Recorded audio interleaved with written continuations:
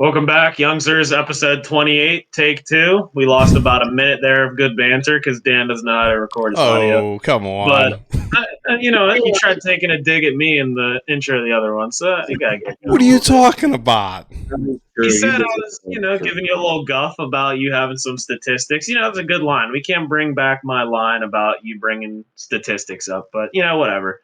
We got the NFC pretty much wrapped up. Philly Eagles going to the Super Bowl 2 times in 10 years, or is it 5 years, did you say? 2 times in 5 years? 18? 2017. 17. All right, so 6 years. Twice in 6 years, 33% Super Bowl rate, I guess. And then battle in the AFC right now. The Chiefs are up on the Bengals 6-0. So, guys, how's it going? Dan, talk first. Make sure your audio is going so we don't have to do this. Mic check. No, we're good. We're good here. And you want to say I was taking a dig at you, and you took a dig at me about numbies. Aren't you a big numbies guy? So why are you taking a dig at my stats that I bring up? I want the stats. I'm going to show. No, you pipe down, Motts. You pipe down. There's a difference. Number one, he's the numbies guy. But you know what, Dan? We were giving guff before we started the first recording. I'll be honest, you were ready to go. You're Darren Rovell being an analytics nerd. You were ready to go, and I don't. We don't like the analytics nerds in this pod. So you're trying to come in like, I don't know, Revenge of the Nerds type shit. See. That's why Ryan's a superior hunter. You can't be an analytics guy. You know what? Yeah, you're absolutely right. But when it comes down to brass tacks, don't you want the numbers? Don't you want accurate numbers? You want some, bona fide numbers that, hey, this is what it is. That numbers don't lie, as Ryan says. He can't haul a dresser. Numbers don't lie. So here's the difference between my numbers and yours. I'm in the trenches getting my numbers, doing my research. I'm in there. I'm in the stat sheets. Your numbers, you just go on whatever website and you find some talking head or Joe Schmo from down the block. Whoever in the street corner saying this and that. I bring the sources. I have the works cited pages. And Dan, you're just word of mouth, like, telephone, this guy says that, next guy, passes on whatever. No, because then you're making it seem like I'm not credible. Get out of here with that. Playing the telephone game, Ryan's crunching the numbers. Listen, he was doing it all week. He was giving us NBA plays in the one, exclusive group chat. He was hitting his NBA plays all week. He was crunching the numbers. If there is one thing Ryan is, and I'll vouch for it, he is the number one expert on Minnesota Timberwolves gambling. Yep, 100%. So, I was giving plays on the Timberwolves. I don't know what. Like, I had a chilly feeling, a little Minnesota tingle, and gave me a few plays. Shannon Sharp, he gave him that he has the curse on the Memphis Grizzlies. I had a play there, too. That's where it all started. They played Minnesota, and then I was hitting Minnesota all week. So, I don't know. I might have Minnesota. I might be a Minnesota boy. I don't know. You know what's hitting right now? Are we a Timberwolves pod? I have the Hornet shirt on. No, because aren't they looking to trade D'Lo before trade deadline? So no, I'm not a T-Wolves guy. Oh, I'm a D'Lo supporter.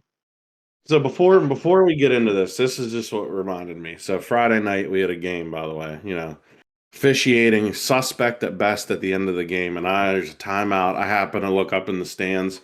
Who's up there? Tom's up in the stands, and you know what I see him do? He looks at the official and gives him the whole boom. Clutch. He's also holding his nose. Like, what year were you born? 1920? Like, doing the stinky thing at their. Come on now. Can't be doing that. But anytime you see the two-handed, like get out of town wave in public, that is. It's like seeing like a I don't know, rainbow popping up. You know what's underused, and I'm bringing it back. I do it to guys at work all the time. That the old.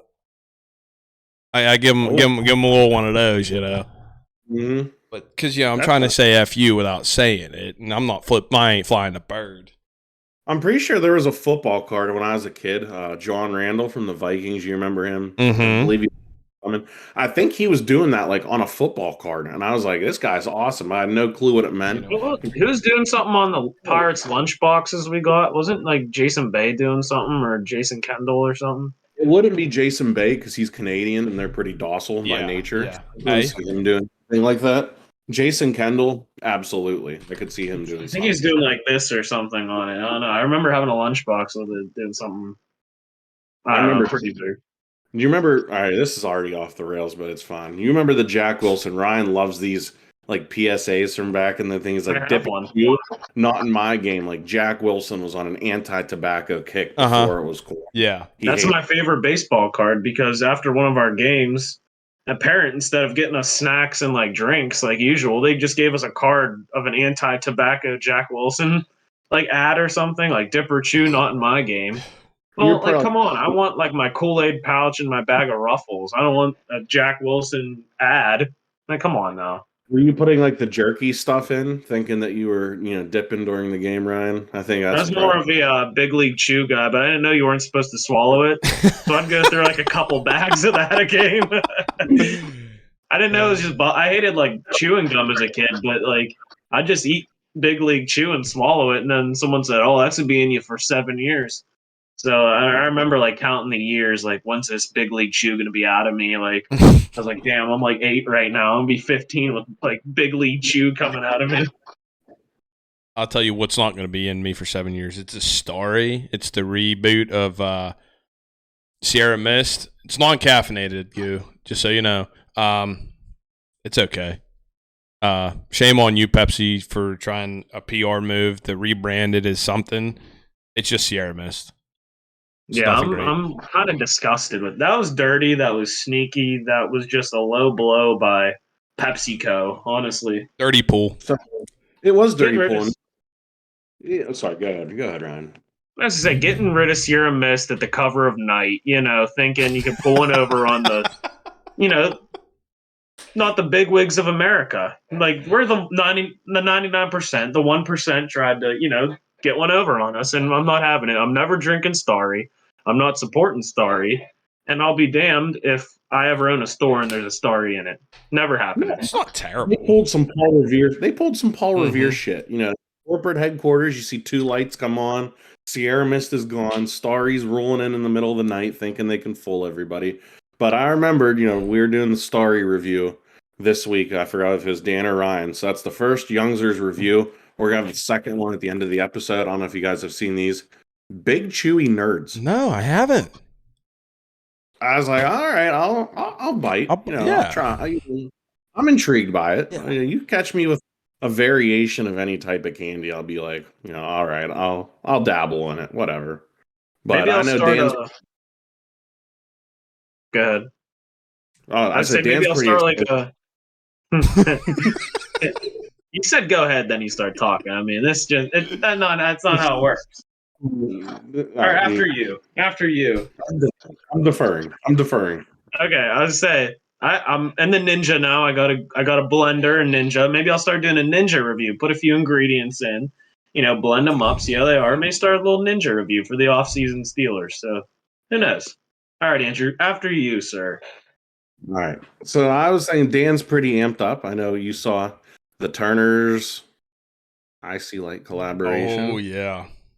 I'm intrigued by it. We're definitely gonna be reviewing that when it drops. Yeah, that's something that's piqued my interest. I haven't had something like that pique my interest in a long time. So for those who don't know, it's coming out in April. Here's a picture of it. It's Icy Light collabed with Turner's Tea. So it's I'm assuming it's gonna be like a twisted tea. Which wasn't a huge fan, but I'm gonna try it because I'm a Pittsburgh guy. You got Monongahela river water with some Turner's tea. Yeah. I know years ago they were making Monongahela mules and they were taking half an Iron City and pouring the other half as Turner's tea. So if it's something like that, we'll have to wait and see. I've heard mixed reviews on some of the samples that people have gotten already. We'll just have to see what it is and.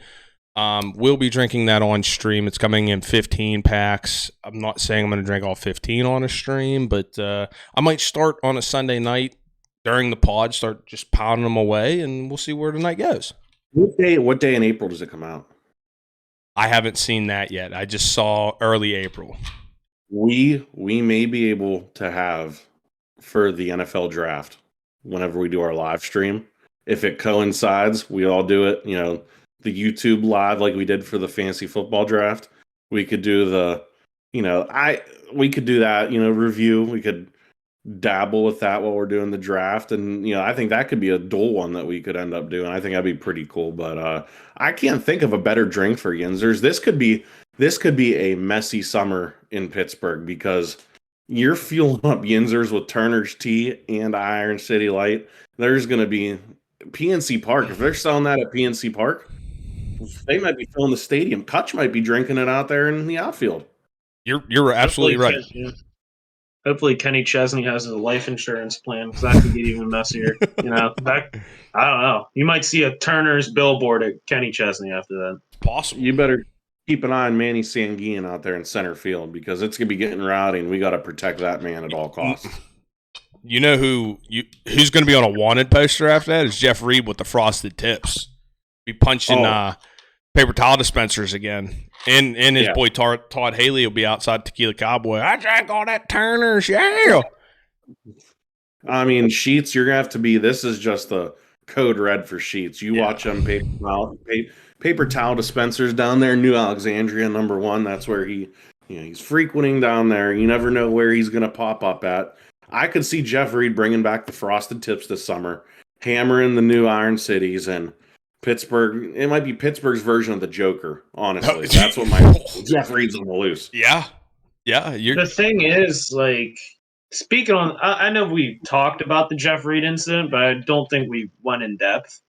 But speaking of that, I think you get away with a hard slug or two of a paper towel dispenser. But what was he doing to get caught? He had to have been beating the hell out of it. You ever see? Yeah, you ever see that Batman meme? And it's like, hey man, I think he's had enough, and he's like, you uppity David, and he just keeps laying into him. That's probably he probably gave it 20, 30 punches guaranteed. No, way more than that. You think more than that? I said 20 or 30. I'm saying triple digits. I'm saying triple digits. Wow. You got to think about it. Was Sheets MTO back then? Was it MTO? Yeah, it's always been made to order. Yeah, they've always had made to order. Yeah. Say 10, 15 hits, the workers aren't batting an eye. That's just noise. You hit 20, 30, 40, they're like, all right, something's going on, but it's going to end soon. 50, 60, someone starts walking over there to see what's going on. And by the time, Sheets roly-poly, someone's walking, probably some hefty person, they're getting some good hits in there. So it's 40, 50 more hits by the time someone walks in. And you walk in on Jeff Reed hitting the paper towel dispenser, he's not going to stop. So I'm saying 100. So if you're a Youngzer, though, and you see Jeff Reed teeing off on a paper towel dispenser, you open the door, you see him doing that, I'd feel inclined to join in.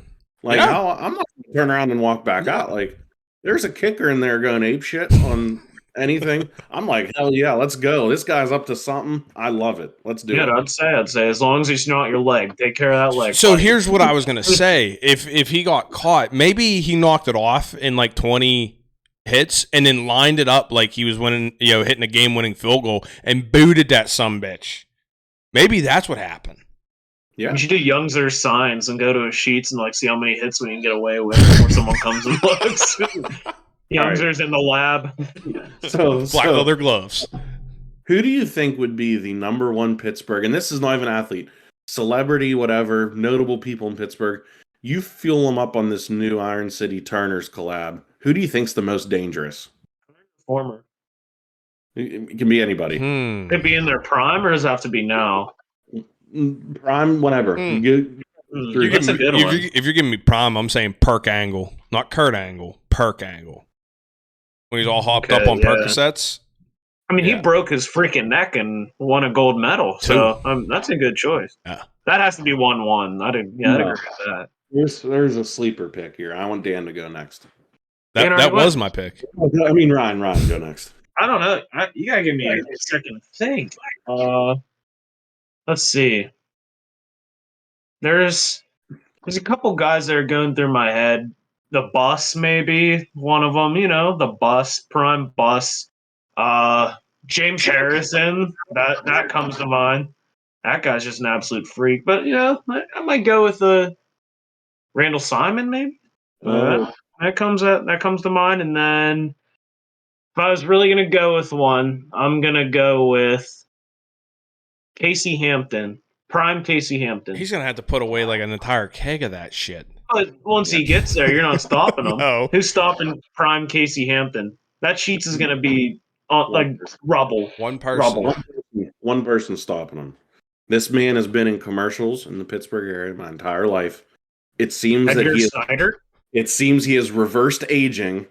Edgar Snyder on Turners would be immortal. Yeah, I'm gonna say he right might. He already is immortal. He might be a vampire.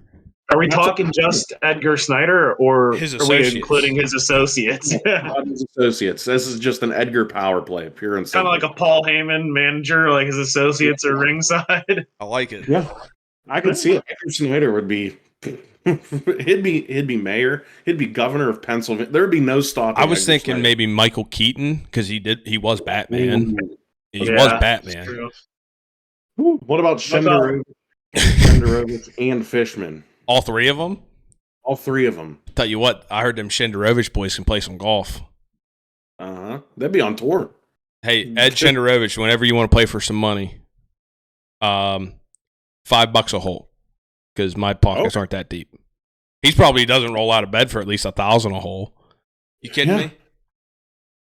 $5 is pretty hefty. That's like $200. No, $100. Sorry. Yeah, my bad. All right, gentlemen.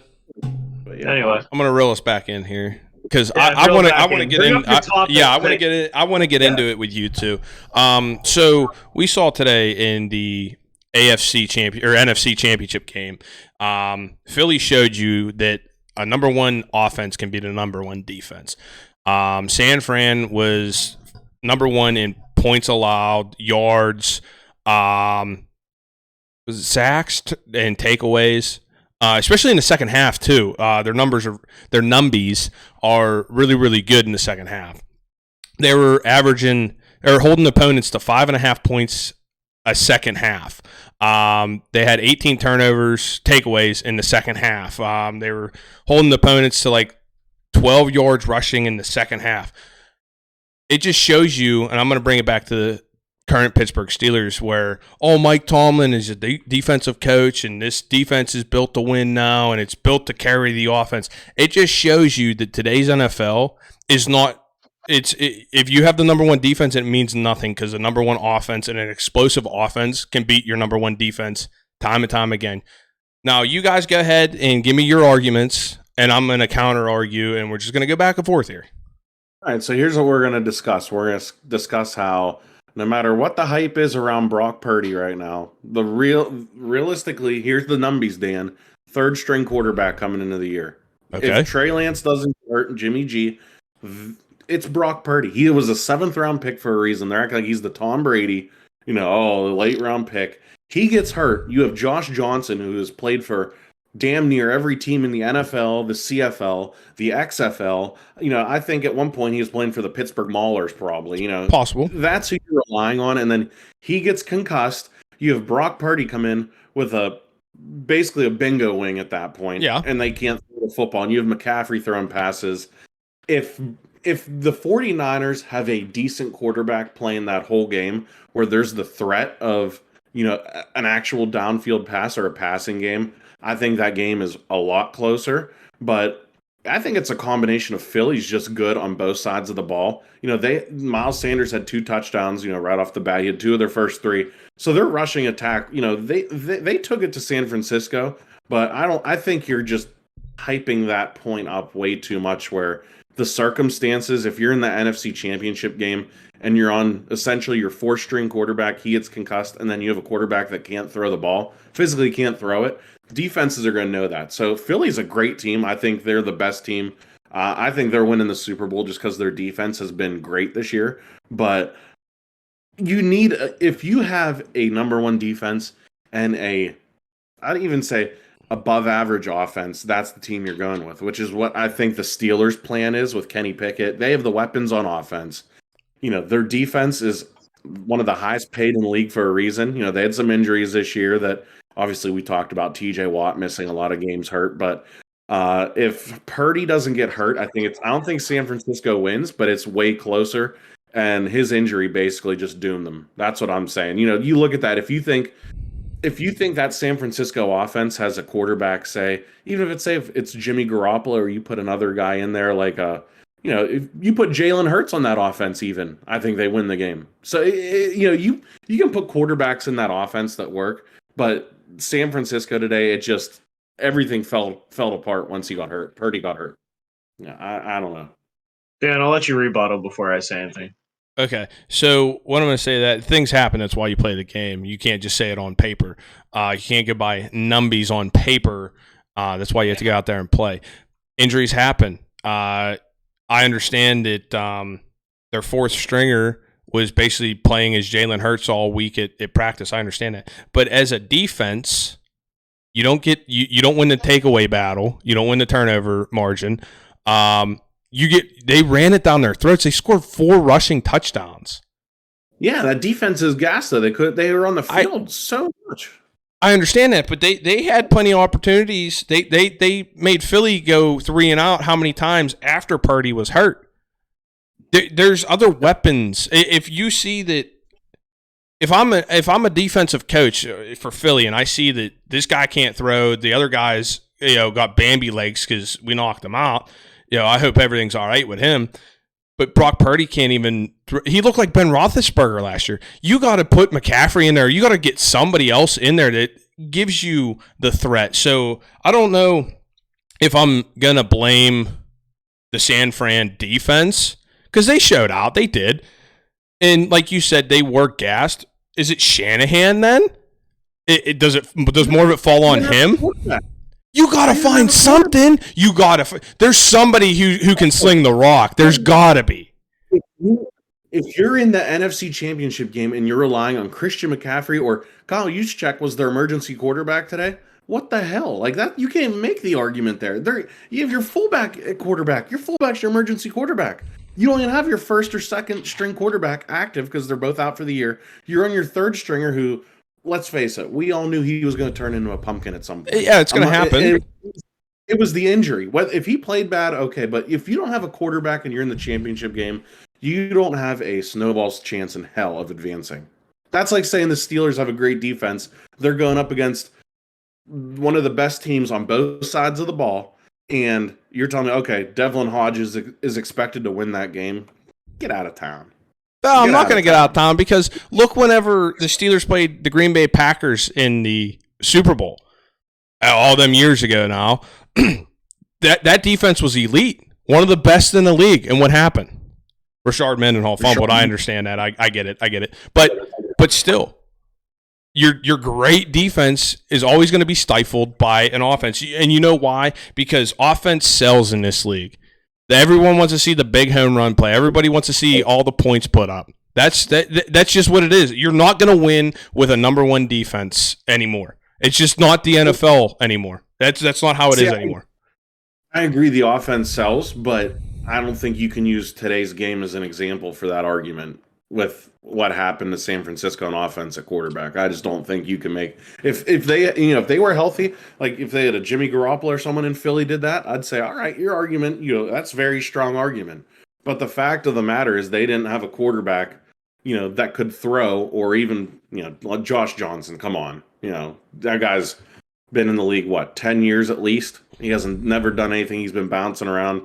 That I don't think that solidifies the argument. I think Philly just they realized that and they just took it to him. That's how I look at it. Okay, so here's my 2 cents. I knew Philly was a better team going in. I took them -3. I saw through the smoke and mirrors. People are stupid. They're chanting Purdy Rookie of the Year. That's very dumb. That's very stupid. Never was going to happen. He played like 8 games. Like, come on now, give me a break. Quarterback, no doubt, was the weakest point. That 49ers team up and down, stacked offense, stacked defense. Purdy had the weapons, but, he's just not talented at all. I didn't think it would have been a close game even if he was 100%. I don't know. I mean, we'll never know now. But I think the momentum was taken out early from the 49ers being in Philly. And Philly scored right off the bat. There was a blown call. Devontae Smith definitely dropped that ball. Or he didn't drop the ball, but the ground assisted. Yeah, never caught it. Yeah. So that took the wind out of the sails pretty early. A couple week trips by the 49ers. Their defense is once again on the field the whole time. They probably have been tired. But preparing all week for Brock Purdy to be in that game the entire time and then go out in like the early second, I think, or late first. I'm not sure. Can't remember. Who, but Brock Purdy? He was out the first drive. Yeah. Was it the first drive? Yeah. I thought it lasted longer than that. But even after he was out, they kept it close for as long as they could. It was 7-0 for I think the majority of the first half. Honestly, I don't know. That's just what I'm remembering. But taking the wind out of the sails like that, and then when you prepare for a third stringer to be in the game the whole time, and then that's thrown out of the water, that definitely doesn't help your game plan. And of course, you think that fourth string guy definitely was not ready to come into that game from what I saw.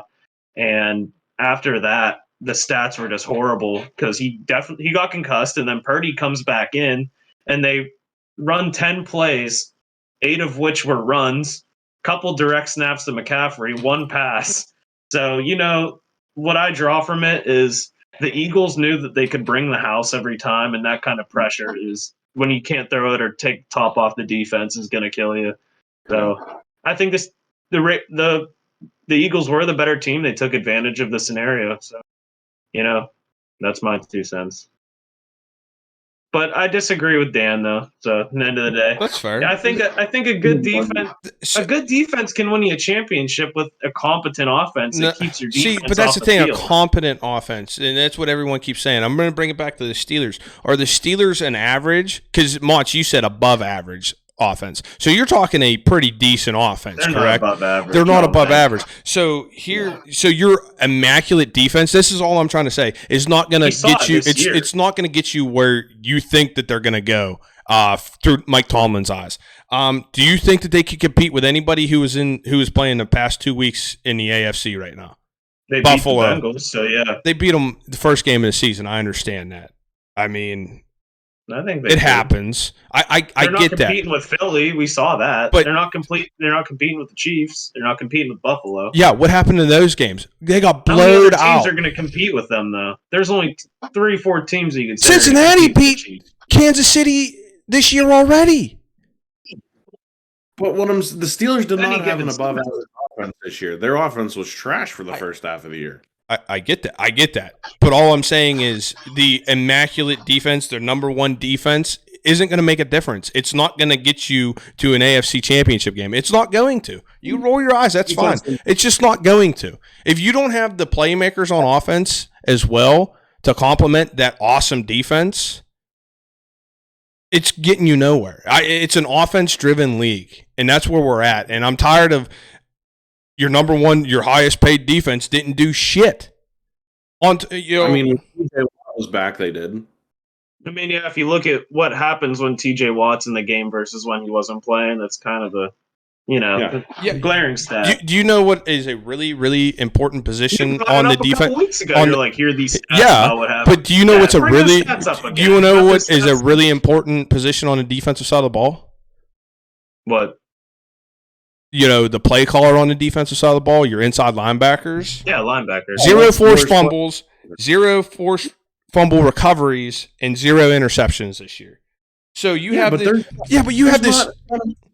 But you're looking at how the defense, it's a highest paid defense. The guys that are making the money are making the plays. Like TJ Watt, Minka, Cam. Yes. Those are the guys. Yes. There's no issue with that. Correct. I'd agree with the argument if you said, all right, they're the highest paid defense in the league. And you're not producing. I understand it. It's the weaknesses there. It's, you're getting what you paid for with your stars. The inside linebacker, look, Bush is on his rookie deal. He stinks. He's gone. Spillane, not making much. Miles Jack was making the most, and he played okay he was fine until he got hurt.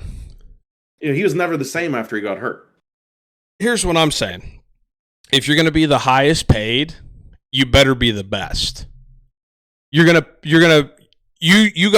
show results. And everyone, you look at Twitter when we're in the midst of the season. Minka needs to make a splash play. He needs to make a splash play. And then he would, but then he'd go quiet. TJ Watt's hurt. He's always injury prone. He is.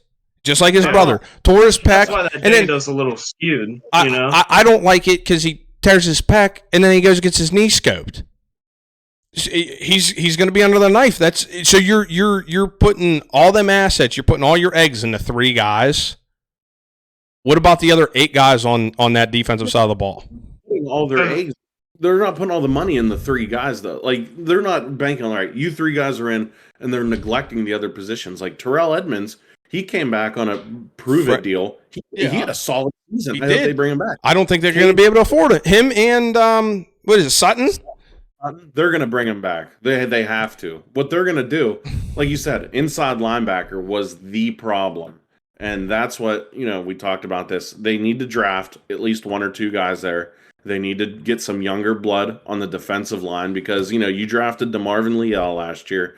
His body, he's like you said, in between. He's probably more of an edge rusher kind of, maybe the stand-up guy. They need some of them big boys right in the middle that can stop the run because the Steelers were exposed against the run, especially when TJ Watt was out. But if you fill those 2 gaps, whether it's free agency or the draft, the defense, I think, is easily one of the top ones. Okay, so let me ask you this. When the game's on the line, how many times was the game on the line and the D folded? There was a couple times. They gave up game-winning drives. So let me ask you. The one against the Ravens was probably the worst. Dude, they keep you in the game, right? They keep you in the game, but then your offense stalls too. I think you need to put more assets and draft better on the offensive side of the ball. And almost say the hell with the defensive side besides middle linebacker. I know you've come out in mock drafts. You have cornerback, middle linebacker, defensive line, all in front of offensive linemen. Yeah. You can't do that. You need to score points. You have to. It's proven. So here's the thing. If you look at the offense, you look at it. They have the skill players, right? Sure, yes. They're set at the skill players. Yes. They're set at quarterback. Yes. They're set at running back. Yes. The line, if you look at, I have the mock drafts. They need a tackle. I think they kick Dan Moore inside. I think he'd be way better as a guard. You kick him inside. You pick at a left tackle, franchise left tackle if you can. But defensively, I think that's where you need to draft the most because, they were missing a true number 1 cornerback like Joe Hayden's been. You need that. You need that to, especially like you said, offense-driven league. You need someone that can take Jamar Chase, take those guys. You need inside linebacker, as you've shown, awful this year. Terrible. So then if you can find a guy for the defensive line, you do that. There's 3 positions I think that are way more. You need way more than a guard or a center early. Let me ask the Rams last year. That's a prime example. You got Aaron Donald, you got Jalen Ramsey, you got Von Miller, you got Bobby Wagner. Those guys are filling all the gaps. I mean, their offense is pretty good, but it wasn't star-studded. You got Allen Robinson, OBJ, Cam Akers, and Matt Stafford. Like, come on. Cooper Kupp was the guy. Kupp, yeah. And their offensive line was studs. But here, I want to ask you this, Ryan. Oh, yeah, that's enough from you, Ryan. I want to ask you this. Since you've been following Pittsburgh Steelers drafts and stuff, it's been a while, right? You've been paying attention. Normally they go the defensive side of the ball. There was 2 years ago, every starter was a first-round pick, correct? Correct me if I'm wrong. Mm-hmm. Why did it not produce more wins on the defensive side of the ball then? If you have all these number 1 draft picks spent on the defensive side of the ball, why were you 8-8? Why were you at 500? Why are you not above that? If your defense is so important, if your defense is going to win you all these games, then why isn't it? Never gets put together on both sides of the balls. So you got the defense playing well, you got the offense playing well. Look past few years. Before TJ Watt, and it was the killer bees. What was the weak part? The defense. Defense couldn't do anything. And you know what? They didn't win any Super Bowls there with our big offense. The 3 Bs, couldn't happen. They underperformed. Why didn't we win any Super Bowls there? Because Le'Veon Bell was playing basketball at a YMCA, and AB was hanging brain somewhere. They got all the tools, though. The money was in the offense. You don't need a star defense. They made that AFC Championship game together. They got blowed out by the Patriots. No Super Bowls. When was the last time the Steelers won a Super Bowl? 2009? What was that defense? Tell me about the defense. Oh, that defense was phenomenal. It was. Yeah, it was. I'm not gonna lie. It was. But look at the offensive side of the ball too. You had Ben. Ben was seasoned. He wasn't a rookie. That's the most important part. You can get away with a good quarterback. That's what I'm saying. But you can get away with a stud quarterback. It's not high school ball. You need the pieces on the offense too. It's not just a receiver, a running back, and a quarterback that's going to put up all these points. It's not high school ball no more.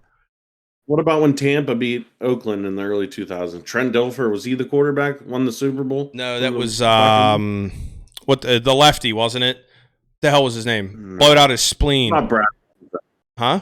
Brad. No. Brad Johnson? No. He's the analyst on ESPN. What the hell's his name? Sims? Isn't it Sims? No, I thought it was Dilfer. What year was that? Would it be 2000, 2001, somewhere on there? Well, I'm saying the quarterback was ass for the Buccaneers.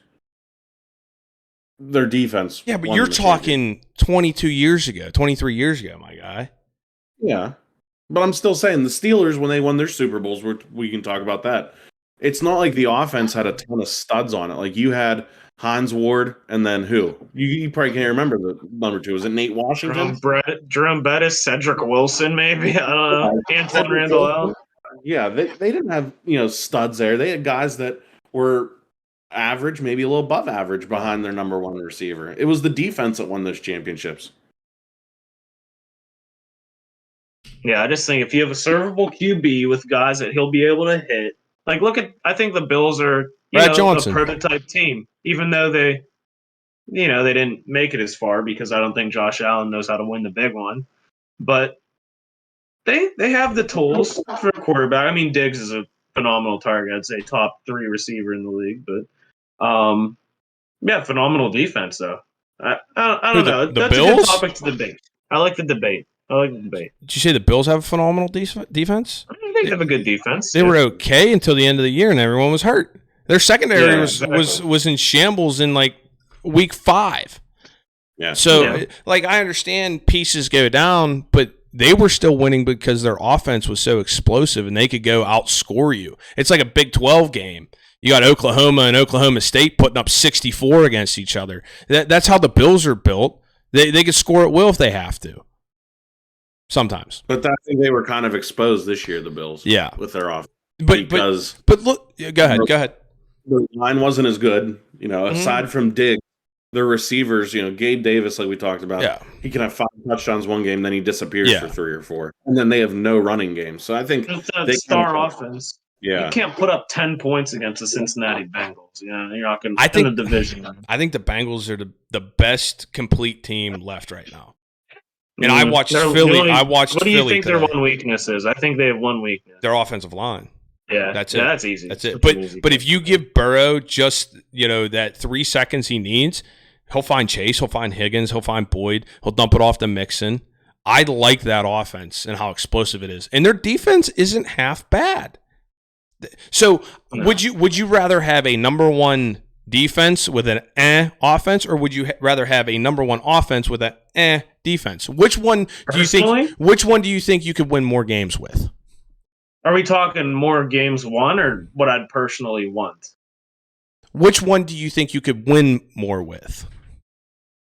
That's hard to say, but going off the Steelers' history, I'd want a better offense just for me watching. Yeah. I think it's more exciting to watch a good offense. That's what sells. And just going off current success, I think having a better offense for the Steelers would go better. But I don't know. I think it all starts with the quarterback. Like we said, AFC championships, that's when they've had the better offense. Yeah. So I'd agree with that. But personally, if I'm watching football, I would rather have a better offense to watch. Yeah.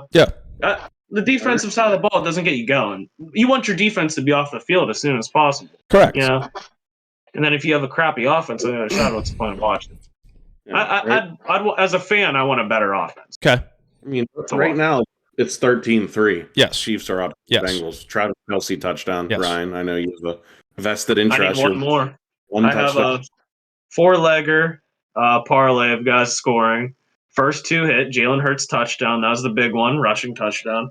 McCaffrey touchdown. That was easy after they That's 10 straight. Yeah.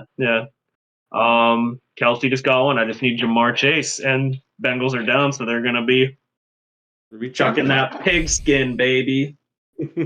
So, Mott's, don't duck the question. Which one would you rather have?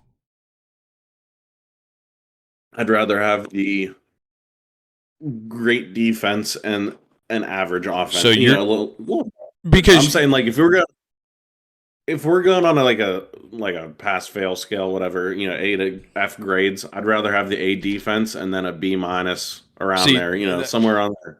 That's too high. When I say I'm talking like a C offense. Yes. So who's the quarterback in that offense? Let's do that.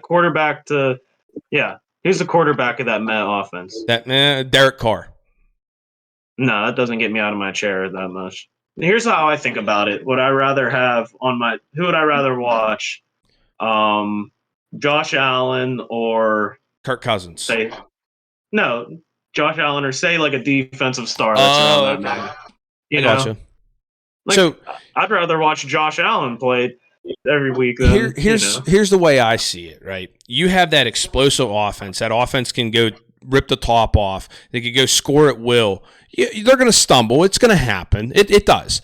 But then you have that defense that will get you a 3-and-out, a timely one, or maybe a turnover here and there, and your offense goes and capitalizes on that. I think that you're going to win more with a booming offense and a defense. And I just don't think that the Steelers are built right now for this era of the NFL when scoring is huge. You see all these penalties against defenses for pass interference where the guy's playing phenomenal defense. What more do you want? And they're throwing lingerie on the field because they want the high scoring games because they don't think that low scoring defensive struggles sells, especially on primetime games. Unless it's for like an AFC North championship, game. Ravens Steelers, I know it's a great rivalry, but do you really think that they want, all the eyes on that for a primetime game because they know it's going to be a low scoring game? No, they want Mahomes and Allen out there slinging the pigskin, putting up 45 points each. That's what they want. And that's where the NFL is transitioning, and that's why I think, back to my previous argument, that defense, a number one defense, will not win you a championship. I think it will win you games, but it might not necessarily win you the big games. Having a good defense is going to help you stop those teams that have the meh offense, I guess you could say. Yeah. But you're going to run into more, I guess, meh defenses than good defense, if you think about it, right? Yeah. Like, I guess you could say the Jets, too, kind of pretend. They had a good defense, and they made a good run, but they couldn't beat the big teams because they don't have that good offense. Right. So I could see where you're coming from with that. It's a good topic to debate, I really think. But I don't know. I know we're going to come away from this and still be friends and stuff, and I know it could get heated. No, that's fine. You might think that. But last episode in your world. Okay. But all I'm saying is I think this is good for us to have some disagreement. We can't be, we can't be out here just puppets agreeing with each other all the time. That's why I think this is good. We shouldn't agree on everything, and that's where and you're going to ask me, somebody who loves defense. I love defense. I love watching, big hits, interceptions, strip sacks, safeties. I love it all. I know you love safeties. But when it comes down to my team winning, I think they're better off with a potent offense. And that's where I'm going to leave it. Yeah. All right, are we all going to agree on this, though? This is like a Pittsburgh sports question. I'm going to say I'm sick and tired of this. I've had it up to here. All these Steelers fans that call themselves Youngzers, and they're saying, oh, I like Joe Burrow. I hope the Bengals win. Shut your mouth. I don't care who's wearing those stripes. I don't care who's in that orange and black. That's the same team that's taking, crack shots at AB back then. Same guys that are throwing beer cans on Big Ben while he's getting carted off. Yep. You know what? Cincy, screw your city, screw your town, screw your team, and, everything you stand for. I don't like you. I don't care if you have Joe Burr. I don't care who you have behind the helm because I don't like you. And if you're a true Steelers fan, you're a true Pittsburgher, you're not going to say, oh, look at those Bengals. You know what? They're not half bad. I kind of like them. You know what? I'm taking your Yinzer card from you. You don't get to wear that Steelers jersey. You don't get to wave that towel. And if you said that, come into my DMs and tell me about it. Because, I have a few things to say to you. And that's my rant. I think we can all agree on that. Yeah. I don't care about the Bengals. I don't care. I'm going to cut you off real quick. You know why? I need to get this out here much. You know why people like him so much? Because he would be a great Steeler. So people will think, what if? Oh, he'd be great. He's a blue-collar guy. He's a tough guy. He's, nose to the grindstone kind of guy. Yeah, you can respect it, but I don't have to like you. In worst case scenario, might be playing out if Cincy wins, because then we got Philadelphia on one side of us, and then Cincinnati on the other side. We got two trash cities in places. Philly fans, you come into my DMs, that's fine. Trash. We get a perfect storm here for a shit show. I'm going to take a step further on the Cincinnati slander, too, building off of Ryan. Skyline Chili is dog shit, so congratulations on that. And Pete Rose is not in the Hall of Fame, which is hilarious. So he should be in the Hall. Can enjoy that. He should be, but, it's Cincinnati, so to hell with it. Fair I don't enough. care. I'll stand by that out of principle. I think he should be in there, but, just for more misery's sake, good. You don't deserve it, Cincy. Sorry. Fair enough. And they took Harambe from us. They did. Yeah. Trash town. Everything went downhill after they shot him. I mean, it's a damn shame.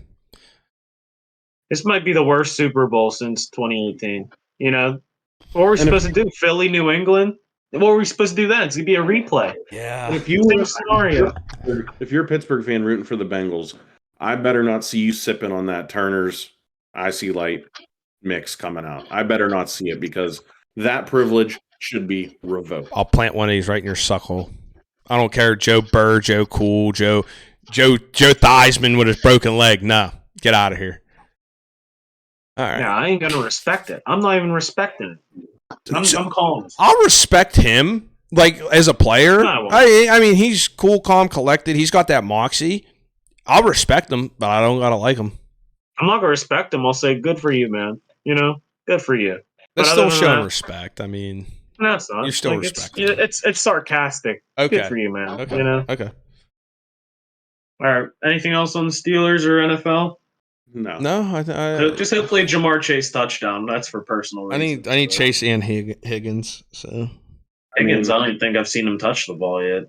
So a good segue for that is, someone who should be in Cincinnati right now that the city of Pittsburgh needs to ship out, Ron Hextall. Correct. And Smith. Yeah. Actually, get him out of here. I wouldn't say they're all his fault. They scored 6 goals, and there's just no defensive presence in front of the net. But I saw Twitter at some point. You need a timely save, you do, but when you have, it's not a spectator sport, and you see all them centers coming down, just having the tripod out. You both your defensemen are going behind the net. The slot's wide open. It's almost embarrassing. I think this 10-day stretch is going to be kind to them. It has to be. And when I was watching this week, it was just so sad how unphysical, how it just doesn't look like they want it. I forget what game it was this week. They played a team in red. I can't remember. No, it wasn't the Caps. Oh, no, it was the Capitals. Caps. It was the Capitals. Yeah. I'd say it wasn't, but he's the guy they got from Ellis, right? Who'd they get? His name starts with an E, last name, not Ellis. But they're on a power play, and single-handedly, the Capitals were shorthanded and just kept taking it off the Penguins in their own zone. It was the saddest thing I've seen all year. It was just like bad times, sad times. It was bad. Yeah. I don't know how to explain it, but they need to go get someone to just shake things up a little bit, because it's not working out. At this point, I'm throwing in the towel on the playoff hopes. At this point, the towel isn't thrown out, but you know what? I'm bartendering it over my shoulder. I'm throwing it over my shoulder. It's not being used at the moment. So I don't think they got it in them this year. Would you say the Penguins have no twig and berries right now, Ryan? I'm not going to say that. It's just a sad twig and sad berries. It's deflated twig and berries. I don't know. Okay, Air's been taken out of the puck. But they're only a point behind the Caps, and they still have 3 games in hand on the Caps for that 4th spot in the Metro. So it's possible, but how long can you hold on? Yeah, and like you said, I understand Ron Hextall doesn't operate like that, but I mean Jim Rutherford traded Carl Hagelin just to shake things up because the team kind of got stagnant. That's what they need. I don't know how or in what way. They need to, unless they can find a dance partner for Kasperi Kapanen or Jeff Carter, which I don't think they can. Danton Heinen, maybe? It's going to be Bluger. You think so? Yeah.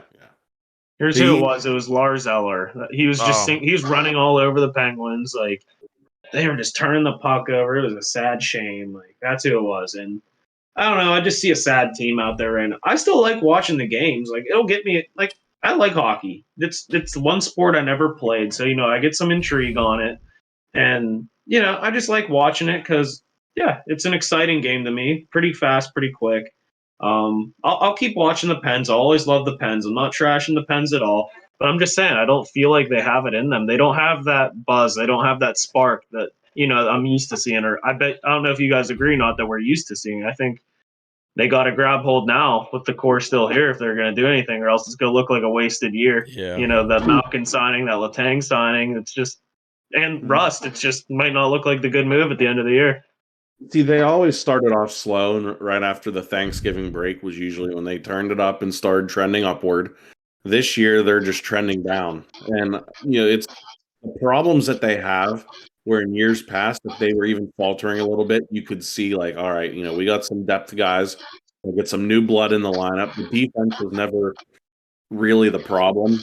There's just too many problems right now in the boat. You can't plug all the holes via trade. You can't call anybody up. There's nothing there. I mean, the Penguins are what they are, aside from maybe trading a Teddy Bluger or something like that. That's all they got left.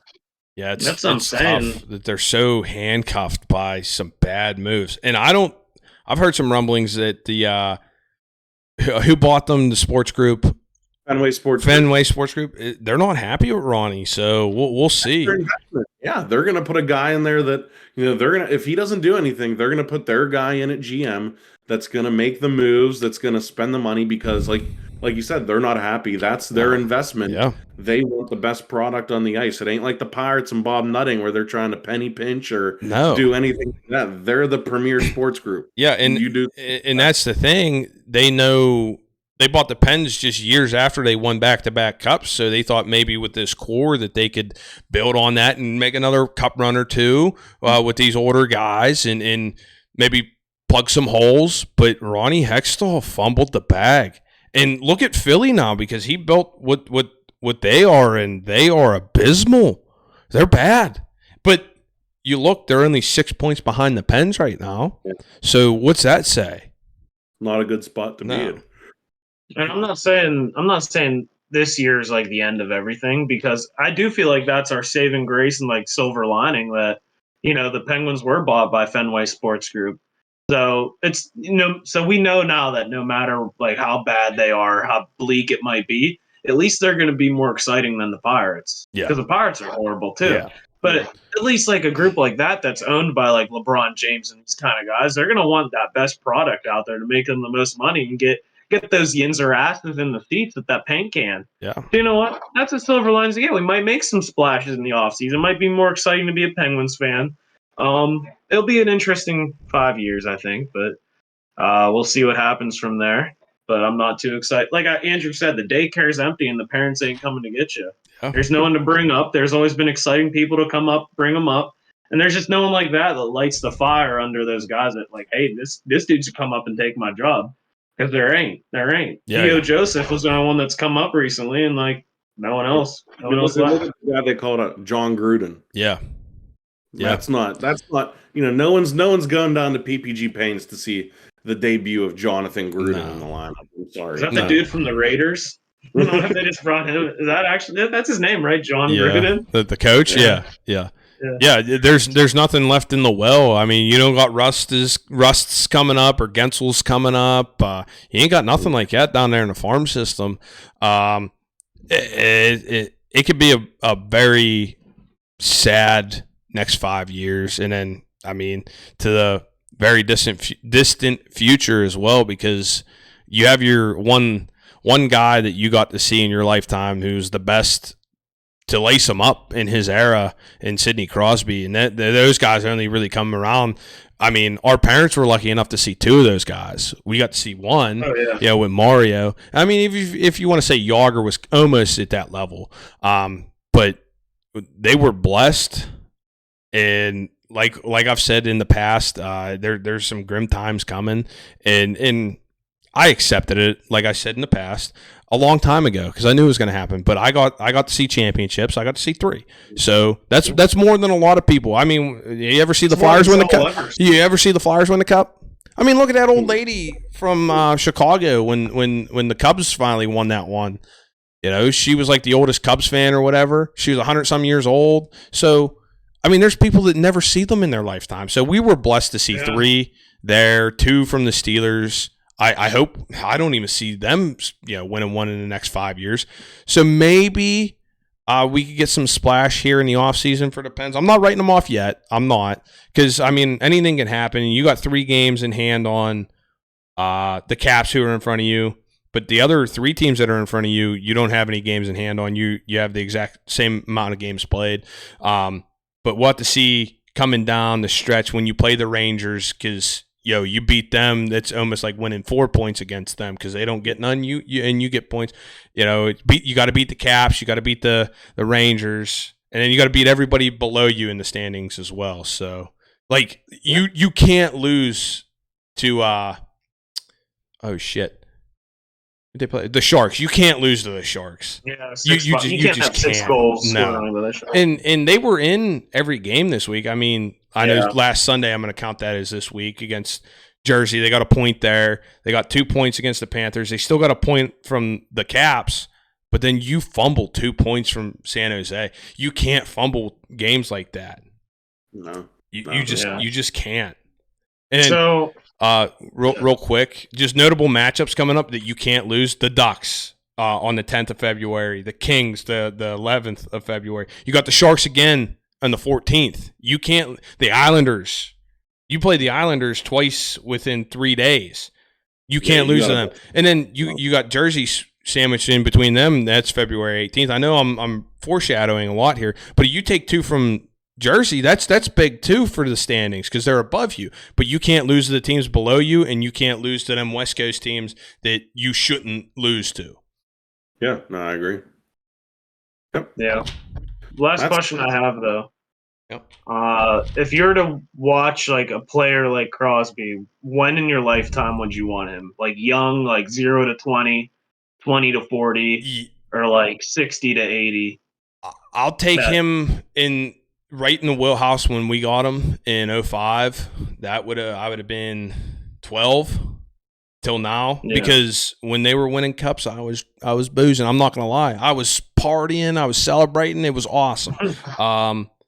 When they won that first one in 2009, I was tore up, and then ended up going on an 8-hour drive down to North Carolina, and I was hanging hard. So, yes, I would take them right in the wheelhouse. I'm young enough to go out and have fun when they win. Because if they win one now or within the next 5 years, I might have a beer. That's about it. I got to enjoy them when I was younger. Yeah, like you figure, like that's a good question. I'd definitely rather have it like, when you're younger, like Dan said, what's the point? Here's a prime example. March Madness, Loyola Chicago's making the Final Four. They're wheeling Sister Jean out there. What's she gonna be celebrating? Speaking of that, March is coming up. I think Groundhog Day is coming up, so she'll be coming out of wherever they're storing her. If Loyola Chicago is getting ready to come out, and if she sees her shadow 6 more weeks of winter, I mean something along those lines. But yeah, what's the point there? Like, okay, she's not going to be going out hitting up the bars. She's taking the Metamucil and hitting the bed at 7 o'clock. Yeah. I mean, what do you? She wants some warm milk. Get some warm milk and cookies, and you're down for the count. Yeah. I think 20 to 40 would be a good age. I like that one. I feel like the first Super Bowl, I didn't quite like enjoy it enough yet. I was when was the first 2005 or 2005. 6? So I was like 8, 7, 8. I understood it, but I didn't like know, like, this doesn't happen too often. Yeah. The second one, I kind of knew that. The first cup, that was like a big deal for me. I remember that. And then the 2 cups, that I enjoyed those too. Oh yeah. But I think I need one more Super Bowl, to at least one more to kind of, unyuck my yum kind of thing. Or yum my yuck. I think that's the one champion. Like, I'm not even considering the Buccos. Like I've said in the past plenty of times. I'd be fine with like a sniff of one. When they made the playoffs, I really didn't even care then either. I didn't. Yeah, and everyone's like, "Oh, the atmosphere down there was awesome." I was at the Cueto game. I got 1 ticket from work, but I really didn't care. But if I could get one more Super Bowl and like remember it, kind of like I did with those back-to-back cups, I think I'd really, really enjoy myself. I really would, because then I'd be like, okay, I got to see, 6 major championships for my city in my lifetime. I'm cool with that. Yeah, because the last cup they won, we were down there early in the morning. We're at the casino. The vibes were just immaculate. Yeah. Taking the tea over, everybody has the Penguin jerseys and stuff on. It was a madhouse downtown. Luke's giving guff to Andrew Stockey, trying to steal some of the donuts from, So I would say, like, that's like the memories where whenever you're, over 21 and you're able to do that and just make a day out of it, like, those are the days you remember for the rest of your lives. If you're too young, like Ryan said, you don't quite grasp the importance of it. And then if you're too old, I totally forgot that Ryan was with us, because we had to drop him off at the tee because he couldn't go on the casino grounds. Yeah, I totally forgot. Thought, like, speaking of like being young in the Super Bowl, I really thought like I had a big impact on that game, because like the faster I ran around this table in the kitchen, the better they were doing. So I'm like trucking around this table and they're like scoring. So like I thought I was gonna get a ring, honestly. Andrew can vouch for this. I was moving around the table. Like, I thought I was doing it for him. I don't know.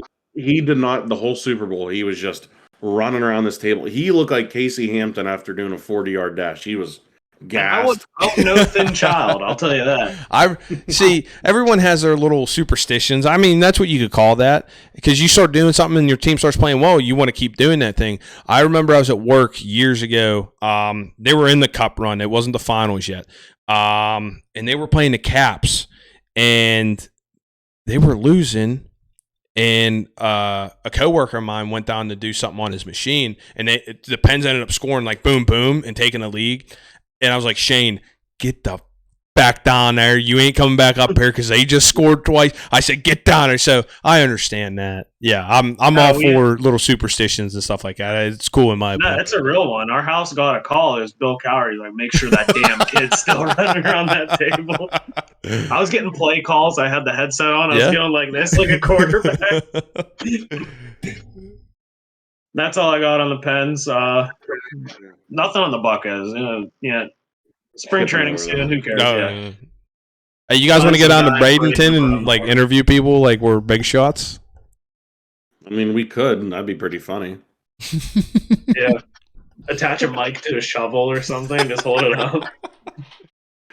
Should we all just get on there and just color coordinated? We should get like the Dumb and Dumber suits and go down there acting like we're part of the media, like top hats and everything, and try and interview players. That'd be funny. I'm all right. Wear like black and yellow suits and top hats and just stand in the outfield the whole time. Would definitely get on TV. Oh yeah, absolutely. But yeah, I'm skipping over the Buccos this week. Yeah. Hey, nothing's. Hey, this one's for you, Double R. They're parading McCutcheon around still. That's the only news. Yeah, great PR in the move there. Yeah, that'll last till opening day, and then it'll fall off a bit. All right, last segments. Or do we need to talk any NCAA basketball? Ooh, no.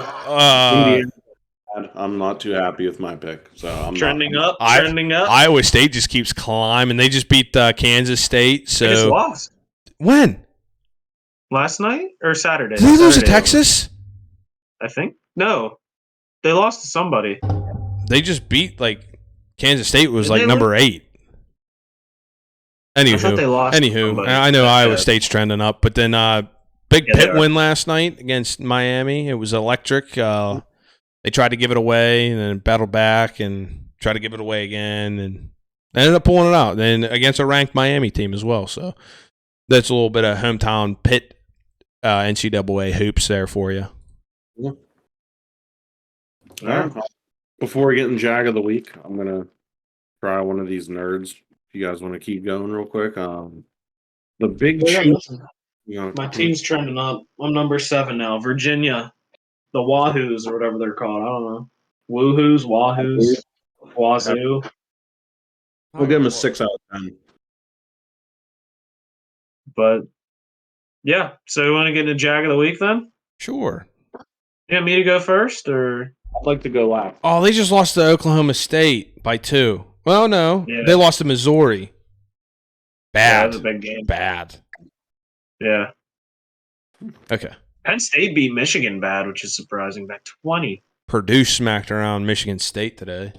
That's going to be a tough team. It's going to be a tough out in tournament. But anywho, Jag of the Week, I got one this week. So. All right. You want me to go or you go? I don't care. Oh, mine's a good story, but it's not really. All right. Wait, yeah. Rock. I'm gonna throw a rock. Okay. Okay. I told you I was throwing rock. I threw a rock. Yeah, I threw scissors. Yeah. Jag of the Week. So went to get a fresh haircut yesterday. Took the oldest boy with me too. Did you like his haircut? He asked for a mullet. Did you guys notice? You didn't notice it? Yeah, he's got the side shaved. Anywho, we're sitting there, and it said, I always check in online. So I'm sitting there, and it said about a half hour wait. So I left here about 20 minutes after I checked in. Go up there, and it's the Great Clips up there by the Subway up in the plaza, by the old Kmart. Okay, yeah. So walk in, they're like, oh, it's going to be like another 15. I was like, that's fine. I checked in online, so I get like moved to the front of the line or whatever because you're like virtually waiting.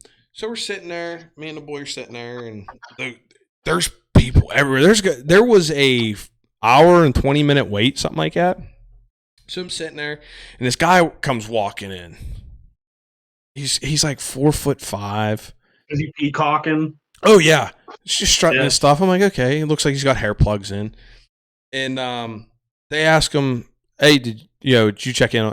I checked in online. So you could already tell he's got like this smug douchebaggy like attitude. So he's sitting there, and this goes for anybody. It might not just be this guy, but I'm on my phone, I'm scrolling Twitter. He pulls his phone out and just starts listening to videos as loud as possible. Anybody in a public setting, I don't want to hear your music, I don't want to hear your videos, I don't want to hear your porn, I don't want to hear your nothing. You understand? You turn that down as like almost mute it or have some AirPods in or something or some headphones in, because I don't want to hear your video about these amazing skillets that you could get that are non-stick. I don't care, buddy. Turn your shit down. Okay? Jag of the Week. Also, yeah. FaceTime included too. Like that's the worst. Yeah. Like if you're FaceTiming like this and like, you're peacocking your phone a bit, like you want to get everyone in that shot. Yeah. There should be a law where you can just take it and just chuck that thing as far as you can. Agreed. I don't care about your FaceTime. No. Good invention, but worse in the public setting. Yeah, I'm sorry. Agreed. You know your surroundings and read the room. Don't be a jag that everybody else has to hear what you're listening to. Music, FaceTime, videos, like I said, aerobic athletes, whatever you want. Whatever is on your phone should be for your eyes and your ears only, not everybody else around you. And like I said, there had to be another, 8-10 people in this waiting room, and it's wide open. So I don't want to hear it. Yeah, I feel bad when I do that. Like I don't want other people doing stuff. I agree. But Ryan, I'll go before you. Your story, we're wrapping up with your story. That's the front. So I got 2 Jags of the week. One's the honorable mention right now, if it is true. I don't know. Did you guys see Trevor Zegras last night? Have you seen that on Twitter? He was getting into it, a little post-scrum, action after the whistle, whatever, getting in the scrum. And he appeared to say something to Troy Stecker, who's I did. Usually he's like, he's not a fighter, nothing, very even keeled. His dad passed away 2 years ago on Father's Day, and it looked like Zegras was saying something about his dad, like watching down on him. Your father's watching you up there, yeah. And Stetcher lost his shit as he should have. Even his Ducks, Zegras' Ducks teammates were like looking at him like, what the hell's wrong with you? So that's my runner-up. If that's true, I hope he gets a two-hand stick right to the mouth because he deserves that. In any sport, no matter what level, there's certain lines you don't cross, and that's definitely one of them. So that smug little shit, I hope someone takes a run at him. I mean, I wouldn't even say in just sports. In life in general, there's lines you don't cross. Yeah. I just want to like point that out there. If somebody would say something about my mom like that, like it's hands on sight. So I totally understand what him wanting to go berserk. Even if that's on his character. Yeah. So if that is true, I hope he gets what's coming to him because karma will take care of him. Yes. But my jag of the week though. Back at the casino this weekend, Dan's there, Luke's there. We're on the blackjack tables. We start off on fire. We're rolling, and I threw some pink chips down there. They ran out of the $5 reds, which was hilarious. It's a jag move on my part, but that's not it. We're all up. We're all having a good time. I stretch my arm back just a little bit. I'm a bigger guy, not crazy or anything. I move it back, not even that much. Hit the chair behind me, the guy playing behind me. I'm playing. I'm like, all right. I was like, sorry about that. And I'm getting ready to hit whatever. He goes, oh, you got enough room there, buddy. Like an ass. I turn around and say something to this guy. The guy's pushing 5 bills, physically can't push his chair in, and he's the one giving me shit, and he's taking up the aisle. If it was through the vibe off, we talked about it last week, vibes at the blackjack table, I could have turned around and just reamed that guy out. But if you physically cannot push your chair in and you're giving me shit because I barely move my arm back, and it's not even like I hit him, I barely hit the chair and you want to give me attitude, buddy, you got another thing coming. That pissed me off in the worst way. Just the condescending attitude, there was no need for that. I know Dan was looking at me and, kept my mouth shut, but you're gonna be that big and give me shit. You better watch it. You let out a good remark and you said, "I'm not your buddy." I'm like, okay. And the kicker of it, this dude, he was a large man. He turns around and like I heard the commotion because I heard him say, "You have enough room, buddy," and I just happened to turn around. I thought he was talking to me. And he's got a cigarette hanging out of his mouth. So, like, this guy makes poor life choices. Jag of the week. Wants to act like, he can run the place. I totally agree with you. Wants to act like everybody should heed to him and bow down to him because he's large. Nah, get out of here. I don't want to get into body shame and anything like that because that's not the point of it. But when you're literally taking up that amount of space and you act like an asshole, I could have turned around and been like, what? You got a couple decks under your stomach that's hanging over the blackjack table. Like that's the reason. You're the reason these tables are getting refelted. You're ashing all over the place. Yeah. It's ripping up the damn table. Don't you turn around and give me shit, buddy. He might have been on 2 chairs, and like you said, I'm not here to body shame anybody, but it was just the attitude. It's inconsiderate. Yeah. No. Yeah. Like know your gravitational pull. I don't know. Yeah. Realize that I'm literally up against the table myself, trying to give you the room that you need. I'm being considerate. I'm not saying anything because it ain't bothering me. And literally the first brush against your chair, you're turning around trying to give me guff. That ain't gonna fly. And you gotta understand, those tables are crammed down there. If you get 7 people per table, you're gonna get some bump ins. You're gonna have some rubs. Just we're all humans. Yeah. Get out of here. Right? Someone's gonna bump up against your chair. Whatever. Just play your damn game. Yeah. I don't know. All right. So this is my jag of the week. This entire story can be verified by my significant other. But I was at her cousin, who's a young kid in kindergarten, at her cousin's basketball game this weekend. And it's at this like gym kind of recreational sport, whatever complex near North Allegheny out that way.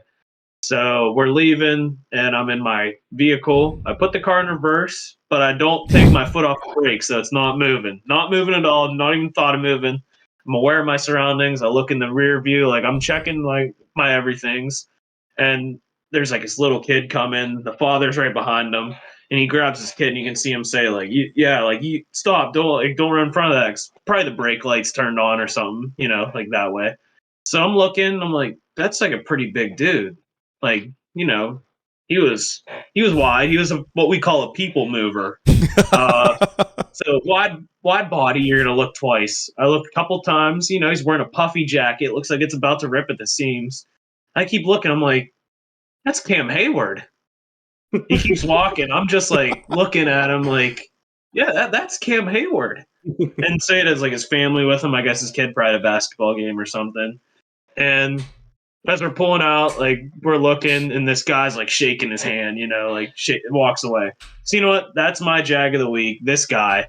You get someone famous in your way. He's trying to go to his kid's basketball game. Like if it was in a setting where he's wearing a jersey or it's like an event, sure. But look at me. I'm a member of the media. And I'm on a podcast. I could have gotten out, and I could have been a Jag of the week. I could have. I kept my cool. I didn't roll my window down. I didn't say anything. I let him be. So you know what? I could have been Jag of the week, but my Jag of the week is this brown noser that had to touch a guy because he was a defensive lineman for the Pittsburgh Steelers.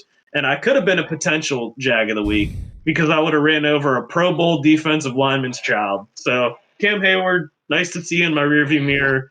But the Jag that just had to get away with, his touch of greatness, his 5 seconds of fame to go home and tell his buddies, guess whose hand I shook this weekend? No, you're a stupid brown noser. Leave the guy alone. He's trying to watch his kid. Jag of the week. No, totally agree. And I'll tell you a quick story here real quick. You remember how Troy Polamalu had that house out there in Cadogan? He'd always go to the Villa. And I went there to one time, and they were like, hey, Troy's here. Leave him alone. Leave him alone. I was like, yeah, I'm not going to talk to him. Because they said the last time he was here, he had a bad time because people were coming up wanting autographs. So they're human beings, too. I understand they're famous. They play a sport. They sing. They act. Treat him like a human being. Let him be. He was just there to have a nice meal with his family.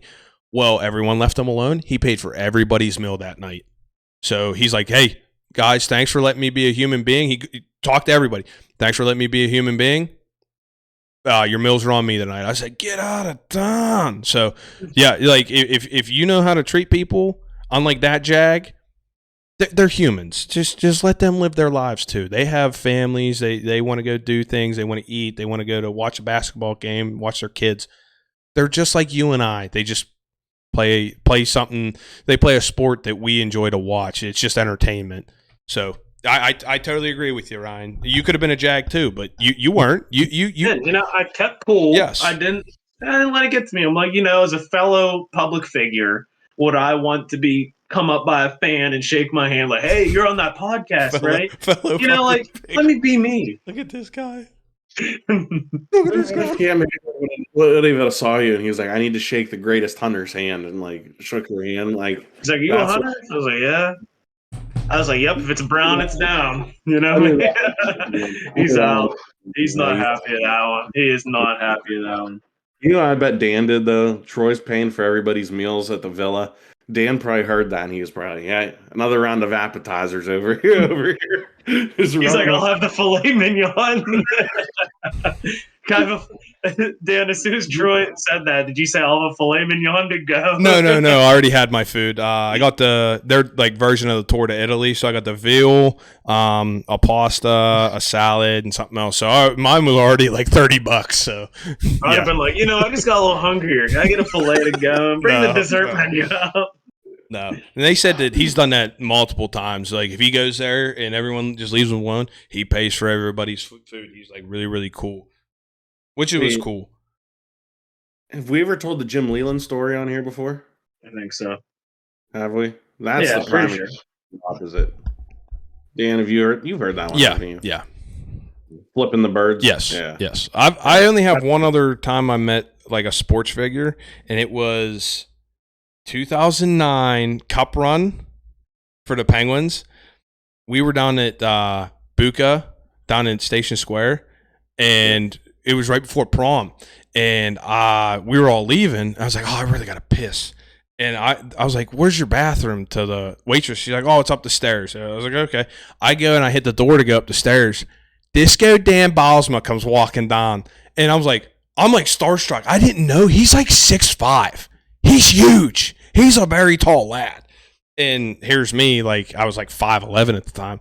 And he just like locked eyes with me. He goes, how you doing tonight, son? I was like, I'm good. I don't have to pee now. And he shook my hand. I didn't ask him or nothing. He's like, while he's walking down the stairs, I was like, I'm nobody important. I was like, but are you Dan Bosman? He's like, yeah. I ran out and I started telling everybody. I was like, Dan Bosman's right there. And he was gone. Like Houdini. Nobody else saw him. Just me. You're gonna tattle. Just me. I think he knew who you were. He locked eyes with you, and he was probably in his mind. He's like, "Holy shit, that's the guy that got the safety against Avonworth." That was years after. That was years after. He's probably like, "Holy shit, that's the second best hunter in Leechburg." Probably, yeah. I hate you. But hey, you'll be happy T. Higgins scored. So okay, we just need Chase now. We both need him. Yeah.